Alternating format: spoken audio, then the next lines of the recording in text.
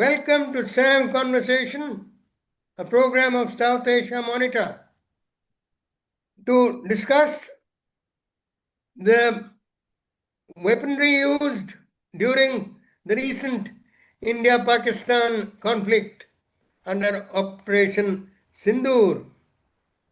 It is our pleasure to welcome Maj Gen Prabir Chakravarty, former Additional Director General Artillery, he's also been a defense attaché at Vietnam and has been involved in an advisory capacity with the BrahMos Aerospace.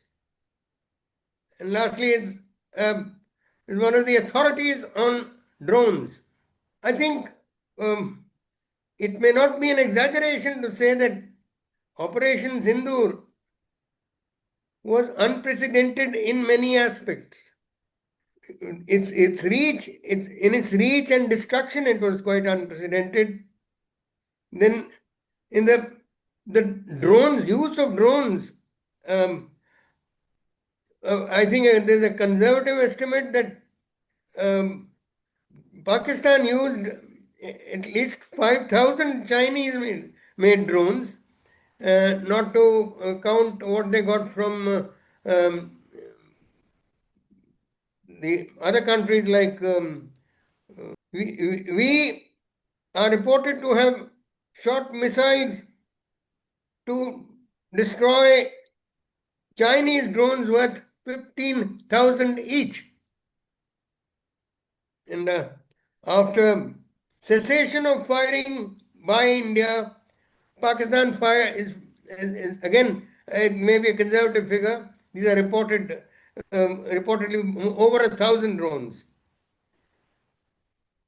And I won't go any more into this, but I'll request Gen Chakravarty to start off by giving us to start with, what all were the weapons used by us and their efficacy? Well, thank you, Col Anil Bhat, for really giving me this opportunity to speak on a subject which is so relevant at the present moment. Firstly, before I answer your question, I must say, as far as drones are concerned, two issues are very important. It starts possibly, mass usage starts with the Vietnam War. It's that far back. Having personally commanded a drone brigade with my brigade about 20 years ago, there's nothing new to the Indian environment. Firstly, it may be new as far as the media is concerned, but let me put it on track. And next is 5,000 drones is nothing at all. Ukraine today manufactures about 15,000 drones in 1 month. I mean, more than that. So that's the capability of Ukraine, which is a new drone producer. And next thing, China has 1.23 million drones. This is the estimated figure in the open domain. And as far as I think more than drones is now, do you have systems to counter drones? That has become very important. Drones are very easy to make. They are very easy to fly, but you have to counter them. That's important. Now, you want to compare the drones? Well, I would put it that Pakistan has got mainly the Chinese drones. They've got all types of drones from China. They've got also from Turkey, the Bakhtiar drones. These have been used in Ukraine. And as far as we are concerned, I can say in one word, we have a huge number, reasonable number to tackle Pakistan. That would be a best way. We have also countermeasures, and we have luckily, very luckily, one thing the Indian Army doesn't do very easily is to make things, though they are possibly obsolete or have reached stages of obsolescence, to do away with them. We have held on to the L-70 and the Zu-23 guns. As a matter of fact, only I think about 2 to 3 days back, I was seeing the T-72 in action in the southern part of Northern Command. So one would agree that the name T-72 itself means it's a 72 version tank. And now we are in 2025. So if you calculate it straight away, 53 years. But that I would attribute to officers like you, Col Anil Bhat, who have been able to keep our equipment going, and they serve great purposes, particularly in the present conflict which we had. Now, the other weapons which you see, drones are basically got a wide variety, but what were used during the war, instead of naming them, I'll make it into two types. One was the reconnaissance drone, and the second were drones which were meant for combat purposes, which had explosives, which could be termed as the kamikaze drones, that is, which often are described as loitering ammunitions.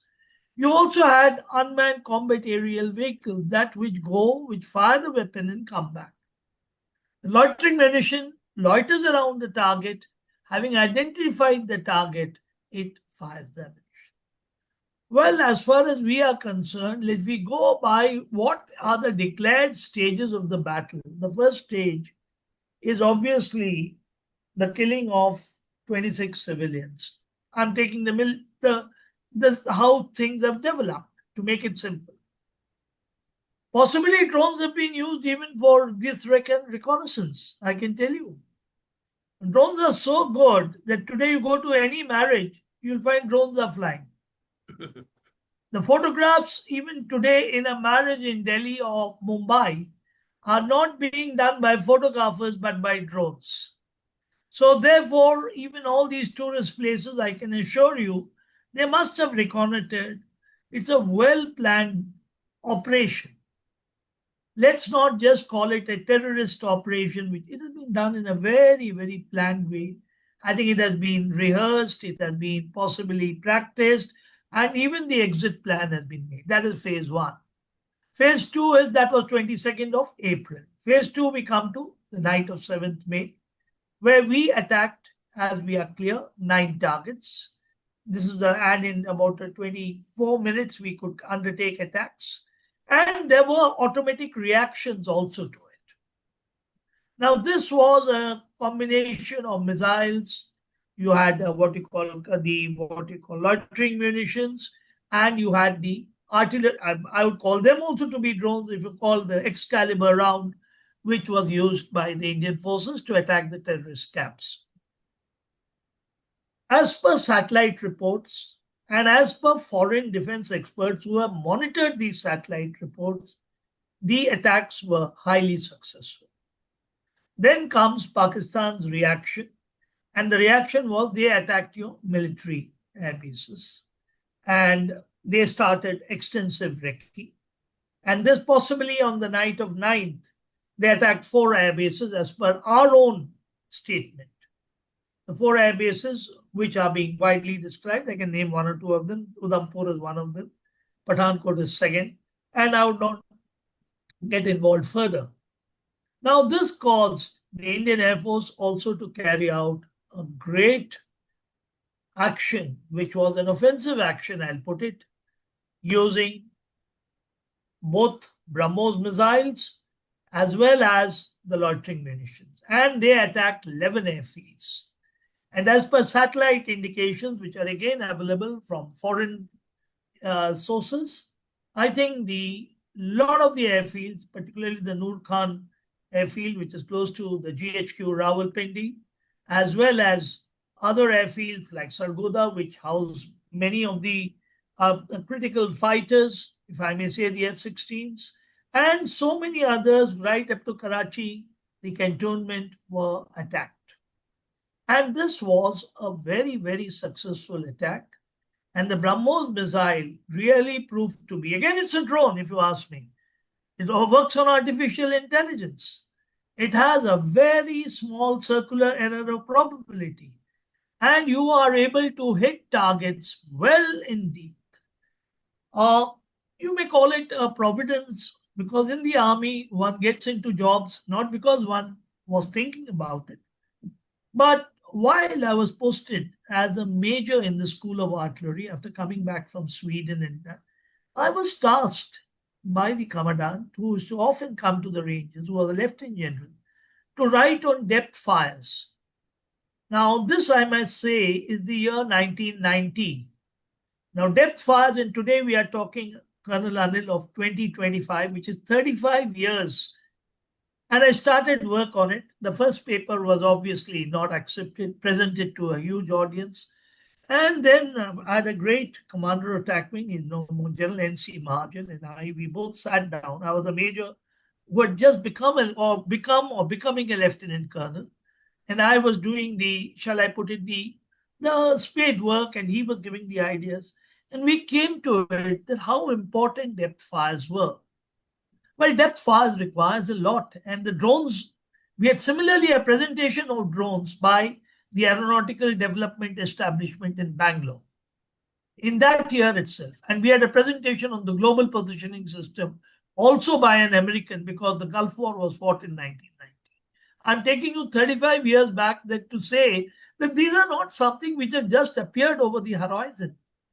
About 35 years of thinking, planning in the Indian environment, not purely American or Israeli environment. So, as far as the Indian mindset is concerned, maybe we didn't have all these technologies coming in the numbers the armed forces would have liked.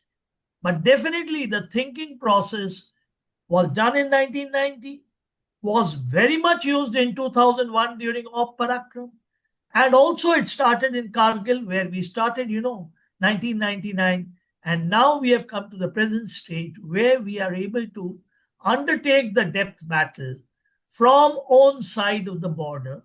Of course, I won't say as far as the second retaliatory offensive by the Indian Air Force and by the artillery, they had to move into enemy territory and then possibly fire the BrahMos, or maybe moved in a little bit. We don't know exactly what happened because nothing is out in the open. But this much I'd say that the era has come, sir, where the depth has become very important. And it has become very, very important that if you can today cause consternation in the depth areas, and that's what we have been able to achieve with various elements of which have artificial intelligence as our source, you can definitely win a contest. And I would leave it at that, sir. I would request you for further thank you. probing on this subject. No, thank you. No, one cannot but help mentioning what you brought out, that we have been, Indian Army has used a lot of equipment well beyond its, the age that even the manufacturer had laid down for it. In the 1965 India-Pakistan war, the main tank of the armored regiments which are fighting, including mine, was the Centurion. And the Pakistan Army was flush with the very recently manufactured Patton tank. And they were feeling very heady. And you had Ayub Khan who was saying one Pakistani soldier is equivalent to 10 of these Indian soldiers, or at times even Hindu soldiers, as is popularly the term used by them. Anyway, he had to eat his words because his father's regiment, that is 4 horse, the regiment I was commissioned, that I served in, his father, Salda Major Mir Dad Khan, served in that regiment, and that regiment punished Pakistani Armored Corps the maximum. 87 tanks, 17 RCLs, recoilless guns. I mean, it made him. There are Pakistani generals who have wept. And I think his was not so well known. But in 1971, late General A.K. Niazi, his weeping was quite visible. Anyway, we won't go into that. But there are in Aero India, in Def Expos that one covered, one has come across at least 6 to 7 foreign arms manufacturers, including the Soviet and Russian equipment makers, who one could, tell them that you owe some kind of acknowledgement to Indian aviators, to Indian gunners, to Indian. They said yes, yes. Before one could finish, they said yes, we know that you have utilized our equipment very effectively in all kinds of terrain and weather conditions, well beyond our expectations. So now the idea here is not to keep blowing our tom-tomming and blowing our trumpet, but uh, I think if you could throw some light in uh, in launching Operation Sindoor, we took about 14 days, and that may have amounted to about 40 odd meetings. But I think we made up a lot for what should have been done, for 10, 20 years. We did a fantastic, exercise of surgical strikes in 2016. 9 locations over 250 kilometers, a stretch of 250 kilometers. In 2019, we did Balakot, where it was a classic use of spice ammunition. Um, but then one kept lamenting that it was, a sort of a technology display, and that's it. Here, we seem to have actually, planned, and it amounts to, I think, about 22 Balakots. 9 of those terrorist camps, and 11 then corrected to 13 by the defense minister. Um, I mean, this is just the declared. Um, Also, we reminded them by sending the Indian Navy into the Western waters. What 1971, just a gentle reminder, not more than that. So, any light you'd like to throw on that, please? Yeah, thank you so much, Col Anil, for you really brought out a few issues which I'll quickly just say, which are very, very important. Though you brought out, one is you brought out the centurion versus the pattern. I think this is cannot be, and you should also say the Nat versus the starfighters. If I were to take the 65 war Yes. into perspective, and you also look at the artillery guns, they almost had medium guns. We didn't have. Oh, But no the doubt, no point doubt. you must understand, which you brought out, that we soldiers in the army are very passionate about our training.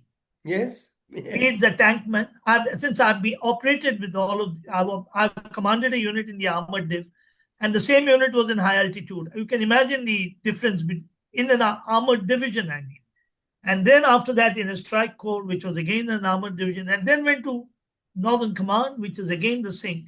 I can tell you, I have found every soldier very passionate in his work and his equipment, and he treats it like his own child, if I may say.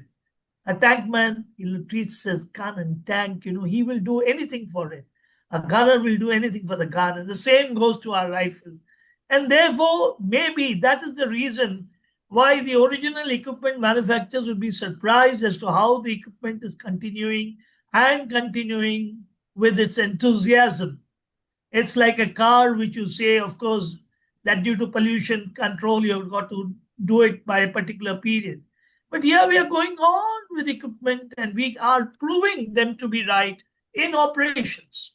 Now, this means that we are training sensibly, we are training logically, and we are giving respect to the enemy. We are always keeping in mind that he is not an adversary to be taken lightly. Another issue, sir, which I would like to take from you before I can get down to the technology.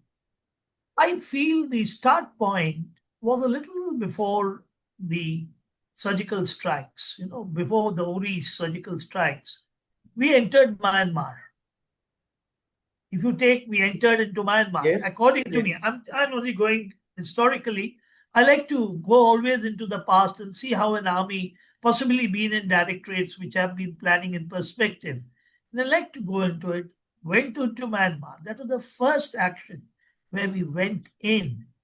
And thereafter, as you said, you brought out beautifully, I will not repeat them. And you'll see at each point we have extended. And maybe, as the Prime Minister, as I say, the new doctrine evolves, we have to buy now more things to possibly enlarge the scope of this conflict. No doubt. There are no wars nowadays. There are only conflicts. And the scope now, right now the scope is right from the, shall we say, the FCNA, I'm talking of Pakistan terms, and it extends right up to almost south of Karachi. Look at the entire, now we may have to activate more areas. You are well aware. Another thing we have learned is in 2001 we mobilized. After that, we didn't mobilize. We kept mobilizing while the operations were on. Whether it was the surgical strikes or story, whether it was Balakot, whether it's now. Because in 2001, I recollect, I was in an offensive corps. We took a long time for the holding elements to mobilize, to lay. Now it's a simultaneous action that you do it. And as you said, the action was from 22nd April to 7th, which is about roughly a fortnight, shall I say, in which you are very right, many meetings must have taken place at various levels, because you can make out that the amount, you have even brought the Indian Navy, what it has done, you brought out what the tanks have done, you brought out what the air defense has done, you brought out what the artillery has done, brought out what the people on the line of control have done. And let's also look at it, what people would have done who are occupying the line of actual control, and people in the northeast and northeast. I'm sure they also would have taken a few steps forward. What I would like to suggest is possibly we need greater budgets now, going for greater weaponry now. Because if we are going to enlarge the scope of the conflict, see, right We now need we are. to, there are at least 20 more training camps of the terrorists. There are a few Yes. thousand terrorists still now. No, there'll be no dearth of terrorists, which There's you no have doubt. rightly brought out. There are no dearth of terrorists. And therefore, now India also has to now prepare for a greater response. And we cannot, and don't forget, while this response is going on, I was very happy today to see that people from Mumbai, your city, they have visited Pelgam. I saw a couple with a 2-year-old son. This was on NDTV. I would declare on your channel, if you have your permission, that a couple from Mumbai, and they said, we are not scared. I must admire that you are sitting in Mumbai. I must say, a city of No, no, guts. No, even we must understand. Again, they have seen Kasab and all these people attack. They have yes, seen yes, many of these, yes. what you call, blasts. And we have gone ahead from these, if I may say. We have gone ahead from this, and therefore now the response, which I'm very happy that our Prime Minister has already declared it, it now needs a lot of budgeting, it needs a lot of weaponry, it needs a lot of ammunition, it needs greater quantum of countermeasures in a few areas which I would list, sir, for you this thing. Firstly, counter drones. So you cannot say that 5,000, they can get 1 million for all you know. Today, with the drones, with the technology, the counter technology must arrive. Must, no doubt, no doubt. So then cyber has to come in a big way. AI is already in, but cyber. And lastly, a field where we need to work, where even America is experimenting. China is possibly ahead, and that's what scares me. Because when people say that the radio sets of the uh, terrorists, we could not jam, we could not find. One is to say they didn't communicate, which cannot happen. I have been in those areas. It cannot be that you don't communicate. I've seen how they operate. So China is great in quantum. Today, two cities, Shanghai and Beijing, are connected by satellite by quantum. And quantum now you cannot interfere with it. So we have to get into quantum. Somehow we have to, now therefore we have a lot of scientific tasks, and defense propels the scientists to go ahead. So therefore you have to go into this, and maybe you may have to use all your weaponry, your tanks and others. Now they have to have drones with the tanks. The days are gone when the tanks, after all, each tank today, I was just seeing that is occupied, is No, also having, I think you brought is it having out a that TPM. every crew 4,000 member. meters. 4,000 meters is the capability. Yes. So you give the drone to a tank troop, and that tank gives you where it is, and it engages that. Before even contact, he has to engage. Gone are the days when we could hear that no, 600 to 800 meters is the normal range for tank engagements. I think they are gone. Even the Israelis they are not able to, without any opposition. Neither the Hezbollah had tanks, nor the Hamas have tanks. But they are finding that even, let us say, minor infantry opposition has hampered the tanks in many ways. So therefore, the tanks have to have drones to get intelligence. They have to take action. And we are very fortunate that our infantry combat vehicle also has a ATGM, which has a range of about 4,000 meters. So therefore, gone now 4,000 meters, you'd agree nobody has the visible range. It's only drones. I'm sure, I expect all the training institutions of the Indian Army, which must be, all of them must have drones, and every officer, every NCO must understand Should be trained, how to engage absolutely. with drones. All ranks should be, you should be capable of handling drones.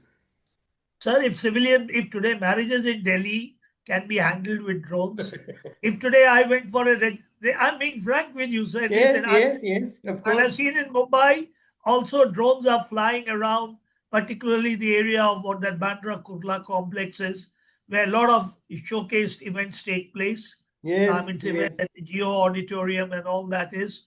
I've seen drones flying over there. Though they are, I mean, because Santa Cruz Airport, I mean, say, is quite close by. So the DGCA doesn't allow the drones to go very high. But no photographs are being taken. There are low runs being made. So we have to get into drones, we have to get into AI, and I think we have to move to quantum. We have great tasks ahead of us. I think, as you correctly have brought out, Op Sindoor is there's not a ceasefire but a cessation of hostilities. We have to, like the terrorist plans the next action, we have to keep moving ahead of him.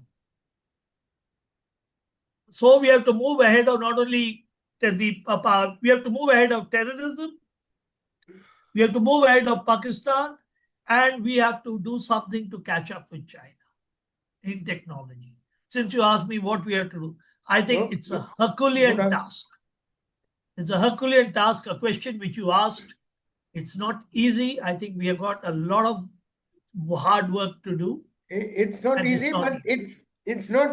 it's certainly possible, and it must be done. For a country like ours, with the kind of threats it faces, it must be done, and we have the capability. We I have fully the agree with I fully agree with you, sir. We have the capability. We have the manpower. Our private industries have proved to be excellent.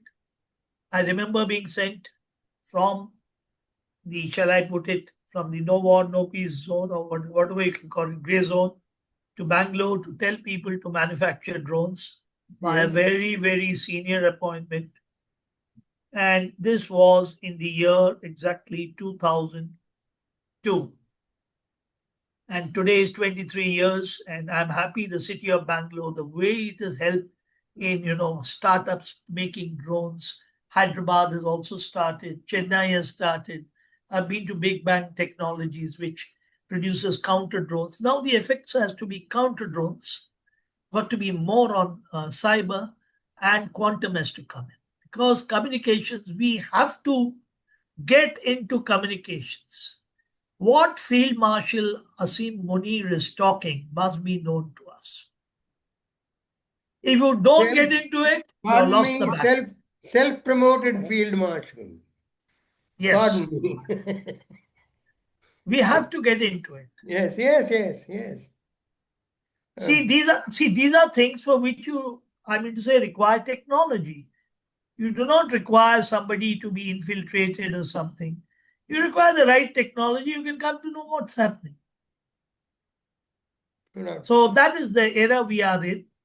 It's a what you call a complex era, but this is the only way you will find that you will be able to continue with your development and realizing your great goals which have been set by our esteemed government. I'll say they're very noble goals.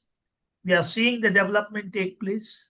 I was very happy to see that the Chief Minister of Maharashtra sitting into one of the trains which have, I think, opened between Dahisar and some other place. A metro has just opened. It's a great thing because I found one thing that the metro in Bombay is at an elevated level and it doesn't get flooded. And even if floods take place, people will move. So the whole success lies. And when these developments take place, the military people automatically benefit. So that's what I say. So we got great tasks of technology and we have time is not much, but we have to keep on going at it. No doubt, no doubt. Thank you very much, Maj Gen Prabir Chakravarty. It was a very, very concentrated and a very important dose that you've given. Thank you very much and Jai Hind. Jai Hind, sir. Thank you.